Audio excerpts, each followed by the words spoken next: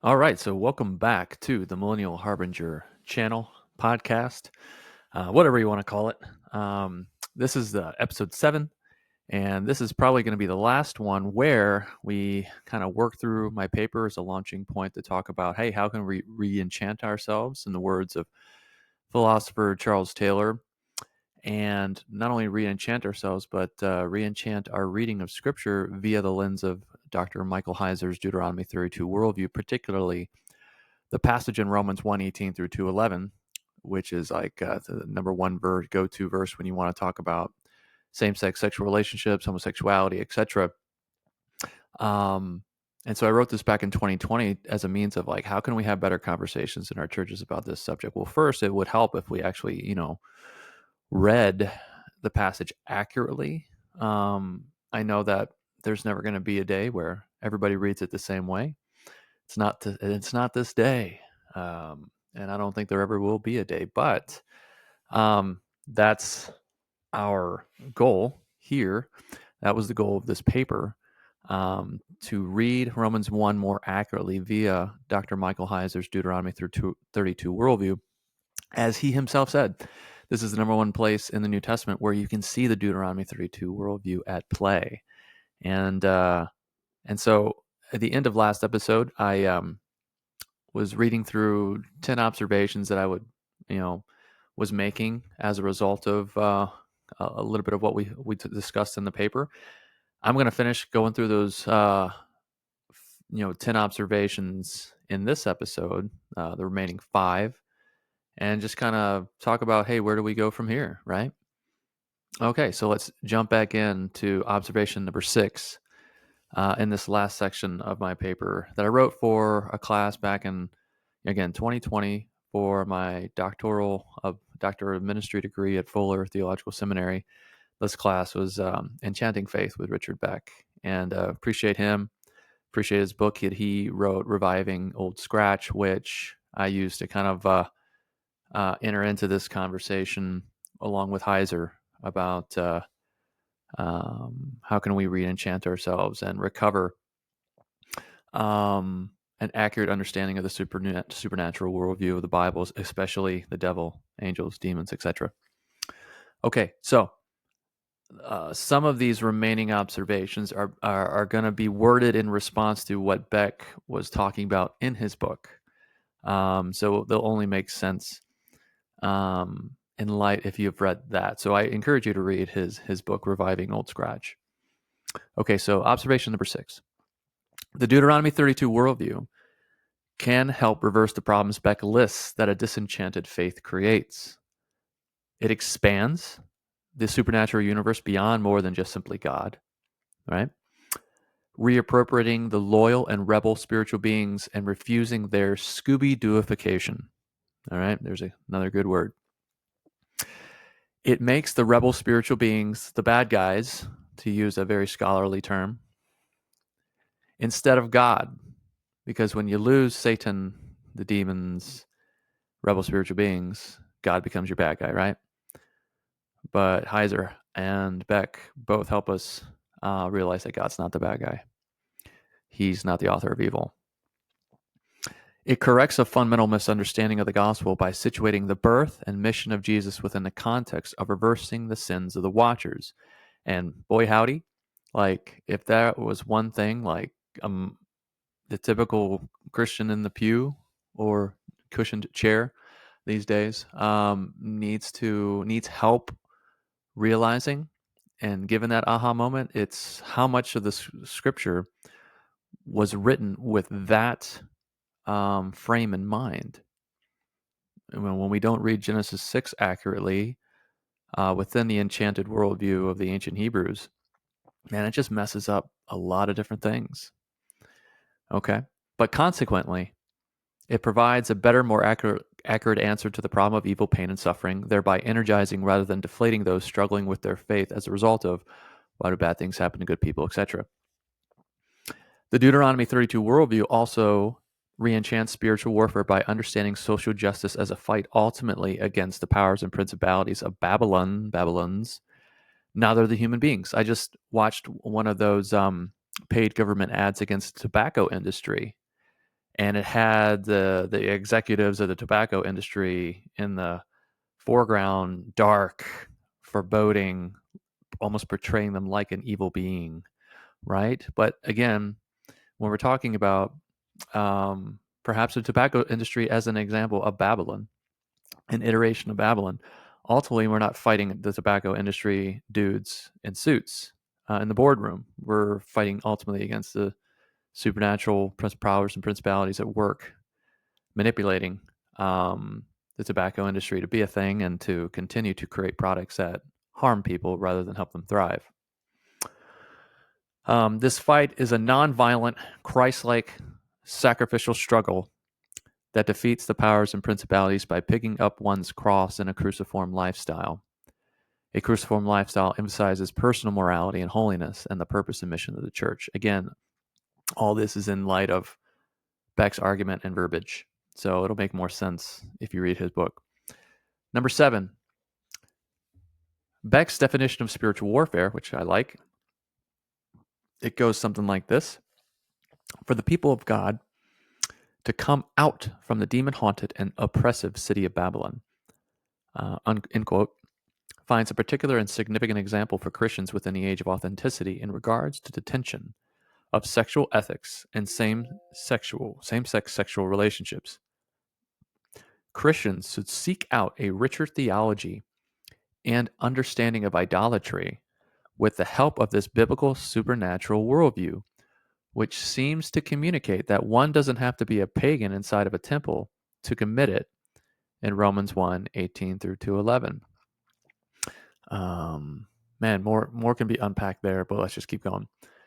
Rather, the demons behind each and every Babylon seduce Christians, okay, and Jews before them just as much as any pagan, no matter what time of existence or time period we're talking about. As Beck writes, quote, at the heart of the biblical imagination, the sin at the core of all sin is the sin of idolatry. When we understand, like, the core sin of Eden is idolatry, and every other significant, like, false story that we find in Scripture, it's like, whoa, okay, so that's like the fundamental core story, core sin, idolatry, crazy.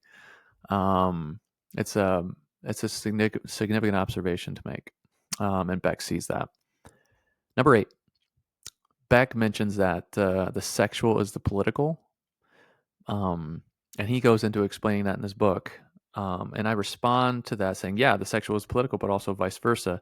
In light of the Deuteronomy 32 worldview, one could say the rebel Elohim were the instigators of human corruption and broke the mold of, quote, the pattern of this world, unquote, by dominating and grabbing power away from humans through their supplanting of the divinely ordained role of God's imagers on earth.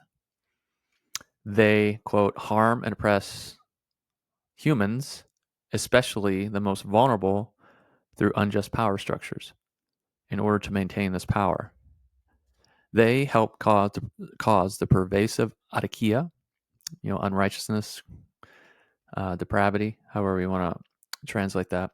They helped cause the pervasive adikia within humanity, which in the biblical imagination includes same-sex sexual activity. All right? It highlights it. That's what Paul does. He highlights that as an example of the extensive adikia within humanity as a result of their idolatry. We can't escape that. In order for humans to destroy themselves and not reclaim their imaging role. So let me read that sentence one more time since I kind of interjected there. So these powers and principalities, these rebel Elohim, they helped cause the pervasive adikia within humanity, which in the biblical imagination includes same-sex sexual activity, in order for humans to destroy themselves and not reclaim their imaging role. In other words, this is my favorite sentence. In other words, angels were the first assholes. Again, this is verbiage in response to what Beck writes in one of his chapters. I have here footnoted page 142. So if you go to page 142 in Reviving Old Scratch, you probably understand what I'm getting at here. Angels were the first assholes, not humans, right? Okay. Important theological point right there. Got it? Okay. Yet God, through Jesus, helps humans reclaim their imaging role through the subversive and sabotaging resistance that is the new politic of kenarchy against the powers and principalities. Again, verbiage from Beck. Christians then introduce a different kind of angelic troublemaking by interrupting the world with love, the church being the kingdom expression of the sexual and the political. This has and will continue to induce rioting and social, political, and economic disruption within the American zeitgeist that is the age of authenticity. I remember that scene from Rudy where he's going to, what, Holy Cross, is it? Before he goes on to Notre Dame, and the priest that's teaching the class talks about Sitzen Leben. And I'm like, I saw that as a kid. I'm like, Sitzen Leben? What in the world is that? Now I do. But whenever I read Zeitgeist, I think of Sitzen Leben and that scene from Rudy. And what Rudy's friend was like, just remember those Sitzen Leben or something like that. It's just always makes me laugh. It's a good football movie. Okay, point 9. Okay, this is a Church of Christ specific observation. My background is COC, born and raised, 3 days a week, every time the doors were open. Dad was a PK. I was served in 3 different Churches of Christ from Georgia to Northern California for 10 years. Last decade, I help out part-time right now at a COC background church on the peninsula here in the Bay Area. So, again, I wrote this back in 2020, so keep that in mind as I read this point. 9th, this conversation just got more polarized within Churches of Christ with the recent events surrounding Sally Gary and her organization, Centerpiece. In the annual E3 conference back in October of 2020, Sally announced that she had become fully affirming and that she would be marrying Karen Keene. Let's see. And Sally's had a book that was forthcoming that would eventually come out in 2021, which she talked about. And her book is called Affirming, a memoir of faith, sexuality, and staying in the church. All right. Okay. Their marriage took place earlier in December of 2020. These high-profile events and people in Churches of Christ will definitely bring the conversation up in more congregations moving forward. Probably more suburban, urban churches than rural. I don't know. Affirming members of congregations will reference Sally, Karen, and Centerpiece as legitimation of their stance. Like, hey, I mean, they are affirming, and they're super smart, right? Centerpiece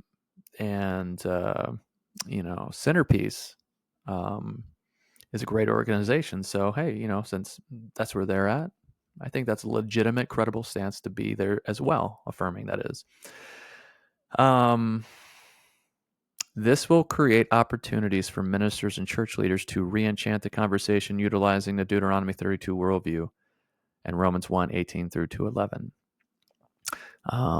Okay. Yeah. That's point 9, observation 9. Final observation based upon my own personal experience serving in Churches of Christ. And it goes something like this. Finally, this writer has worked for 3 churches from 2010 to 2019. The first 2 churches, one of them was in the Deep South in southwestern Georgia. Another one was in Northern California in the Central Valley of California. Those 2 churches were like too distracted by ministerial turnover and transition turmoil to try to even tackle this conversation. The one church in Georgia was like, it wasn't even on their radar to have this conversation. The one in the Central Valley, again, yeah, that was not. I don't think that wasn't even a conversation. I don't think it was on anybody's mind to even want to try to have. Okay, and we never did. In the 2.5, 3 years I was in Georgia, 2.5, 3 years I was in the Central Valley there at that church. Third church I was at in the Bay Area in the Silicon Valley, outside of San Jose, tried to take on the homosexuality and women's roles conversations in back-to-back years.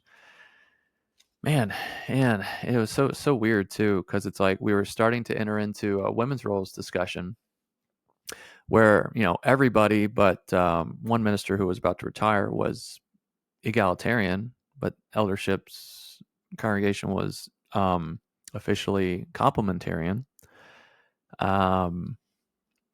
were starting to enter into a conversation about women's roles, and then it was like 180-degree turn to homosexuality, and we're like, what is going on? Why are we huh?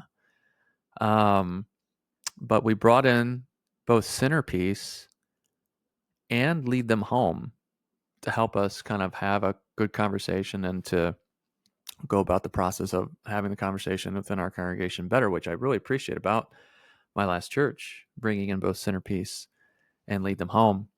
And I learned about Lead Them Home in the fall, I think 2017, which is an organization that tries to help churches love LGBTQ plus youth from a non-affirming stance. That's possible. You can love somebody no matter their sexual orientation. And no matter whether you agree with the lifestyle that they choose to live or not, you know. So Lead Them Home is a non-affirming organization. Centerpiece is now an affirming organization. We brought them both in, and both were good experiences. However, the church's attempt to discuss the subject of same-sex sexual relationships was done, I think, ultimately by people that where it's just like somebody else probably should have led that conversation.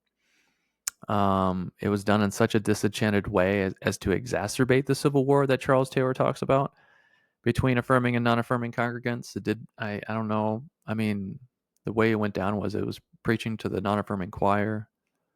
Yeah, it was one of the few times in my life where I was like crying during the sermon because I realized how bad it was and how much it was like hurting others and sitting next to people that it was causing them to cry as well, not in a good way. Part of me looks back and says, maybe I should have, been tribute and offered to have that conversation, lead that sermon from even though I was just a lowly youth minister. Part of me wishes I would have at least offered and I say, hey, I'll do it, and let them tell me no. But it happened, and it didn't go well. And this ironically led to extreme ministerial turnover and transition turmoil to the point where that church may not try to approach this subject again for some time.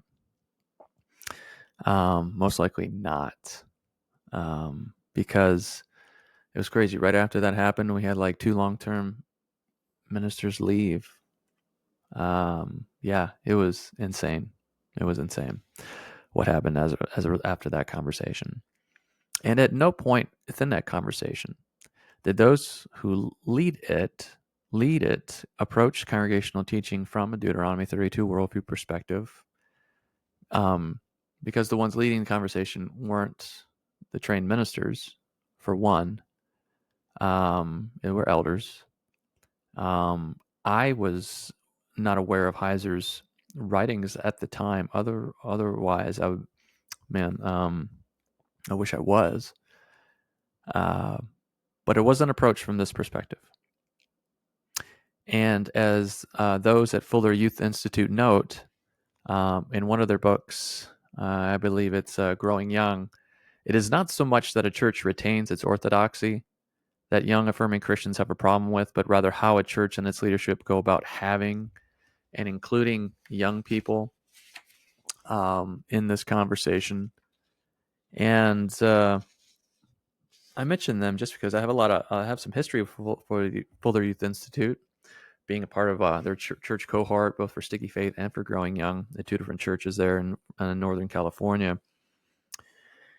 And even though I think like perhaps those majority of them at Fuller Youth Institute were probably affirming, I think their comment here is accurate.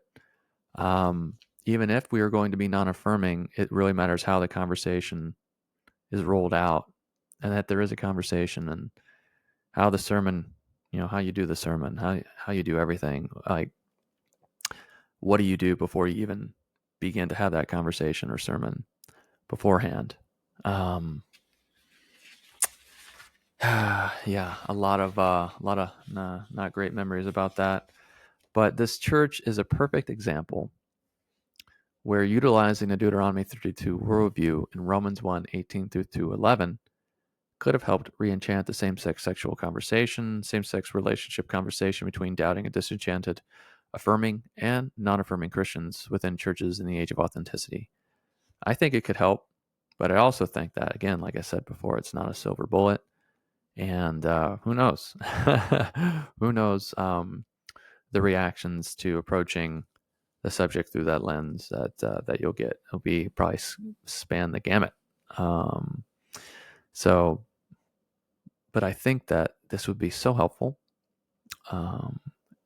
to inform our understanding and reading of Romans 1, understanding of and reading of the entire story of narrative of Scripture, and understanding sexual ethics, particularly same-sex sexual relationships and homosexuality as a result. So final paragraph, final thought here. Despite having progress as a cornerstone of an overarching narrative in a disenchanted world today, the normal human experience, according to Spuford in his book Unapologetic, the normal human experience is and always will be HPTFTU, or the human propensity to F things up.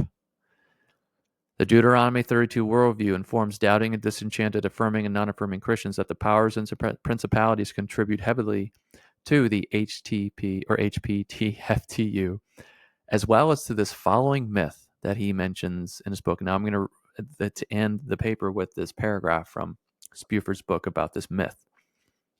And it goes like this.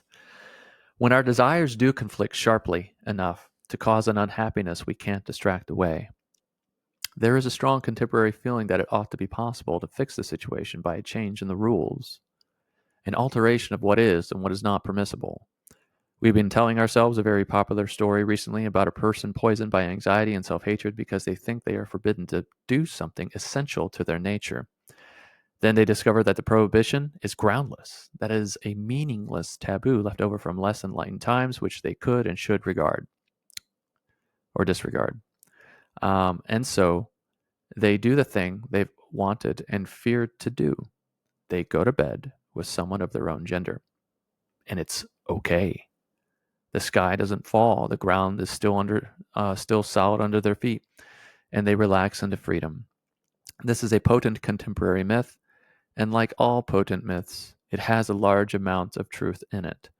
We discover, he says, new immoralities to take seriously at the same speed that we abolish old ones. Interesting. Okay, so that's it. That's my paper. We finished it through the first 7 episodes here, 7 videos. And so moving forward, just a few thoughts and wrap up. Moving forward, what do we do? Man, there's so much content to talk about, to respond to kind of dig into. I want to respond to affirming arguments in general, but especially within and with the help of Heiser's Deuteronomy 32 worldview, Romans 1 and other passages. I want to start diving into Shelley's book here, Male and Female, God Created Them, that just came out. I don't know when I'm going to be posting these videos, by the way, so it might be like months later. So it might be like totally not in the conversation anymore. But hey, this book is brand new when I'm making this video right now. There's so many books to kind of read and respond to from both perspectives. And I want to continue to try to see how we can re-enchant ourselves and our reading via Heiser's work. That is a tall task. We don't realize how disenchanted perhaps we are. Again, in Taylor's verbiage, living in our imminent frame of the age of authenticity in the Western Western world that we live in today, especially here in the Bay Area. Okay, so those are just a few things, and maybe there's a lot within each of those 3 things that we could possibly do. But hey, I did it. I went through the paper. I created these first 7 videos. I'm glad about that, and I want this conversation to continue. I want you to comment. You tell me, let me know where you want to go, what you want me to look into, what you want me to talk about, conversation you want to have. Because again, I want to let this podcast be a means of helping teachers and just Christians in general and people in general understand how to think about sexual ethics, especially the topic of homosexuality, LGBTQ plus, same-sex sexual relationships, with the way that the original biblical authors intended us to understand it. And that's everybody's goal, right? No matter you're affirming or not affirming. But man, how do we stop our head from spinning when people on both sides are saying, no, we're right, we're right, we're right, we're right. Well, maybe Deuteronomy 32 worldview, Heiser's work here can help us kind of like break through, um, break through the noise, break through the arguments, and kind of see things in a different way from a different angle, and re-enchant us to understanding sexual ethics the way ancient enchanted Jews, Hebrews, first century Jewish Christians understood them. Okay, so that's it. We'll see you next time with, again, continuing this conversation beyond this paper. And I look forward to it. Until then, this is Jordan Koss signing off. Bye.